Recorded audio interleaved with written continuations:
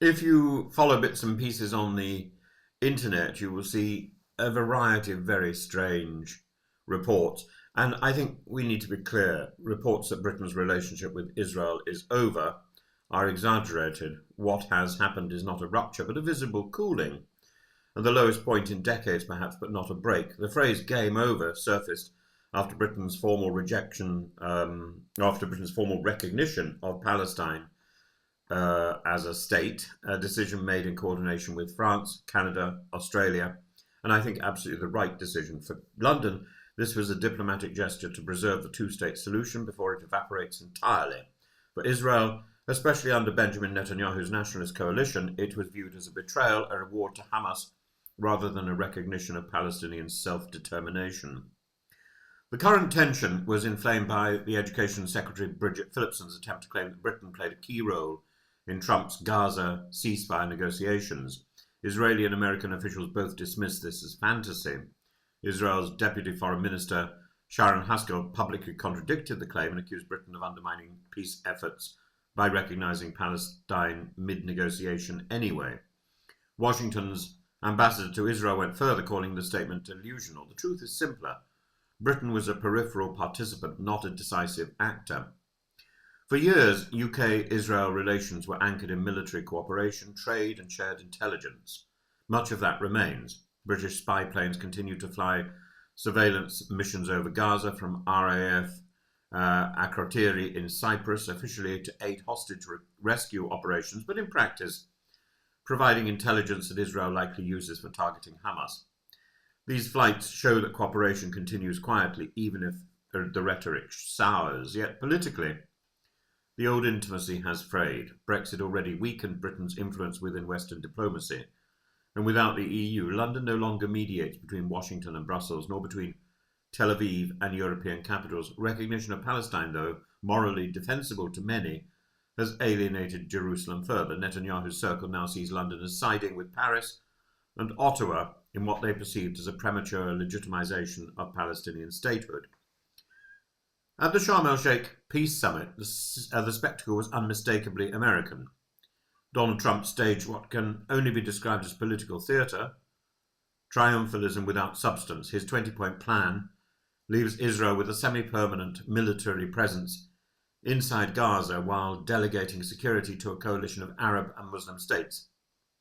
Keir Starmer's attendance looked dutiful, even servile, while figures like Erdogan refused to play the game. This contrasts with Britain's diminished standing, no longer shaping events, merely applauding from the wings or poodling after Trump onto the dais, while bigger figures who are playing a more decisive role, like Erdogan, sit quietly and observe.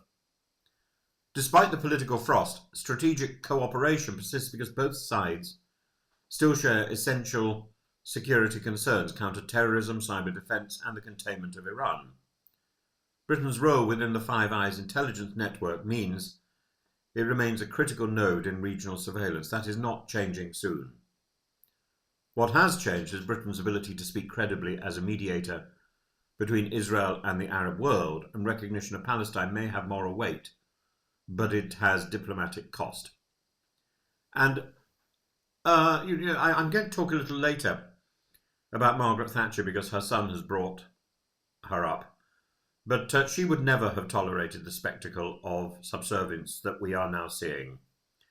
Thatcher prized diplomatic independence even while cherishing the transatlantic alliance. She would likely have condemned the theatrical pageantry of Sharm el-Sheikh and insisted on serious reciprocal engagement with Israel and Arab states alike. Today's British leadership, by contrast, seems reactive, caught between Washington's dominance and Europe's moral posturing. So if the stories on the internet, game over, no, there's no game over, but it is a new, more brittle phase. Britain remains tied to Israel by security imperatives, intelligence sharing, and historic sympathies. Yet politically, Starmer's government has aligned more closely with the European line: recognition of Palestine, cautious criticism of Israeli excess, and muted subservience to Washington. The relationship is strained, not severed. So in essence, military and intelligence cooperation continues. Diplomatic warmth has chilled sharply. Britain's recognition of Palestine has symbolic but no structural consequence. And the Sharm el-Sheikh summit exposed Britain's marginal role on the world stage. What truly endangers Western security is not this quarrel but the erosion of coherent leadership, the absence of conviction and clarity that was once personified by figures like Thatcher, like Reagan, like Harold Wilson. The UK-Israeli relationship survives, but its tone has changed from alliance to awkward necessity, a partnership without affection and increasingly without influence.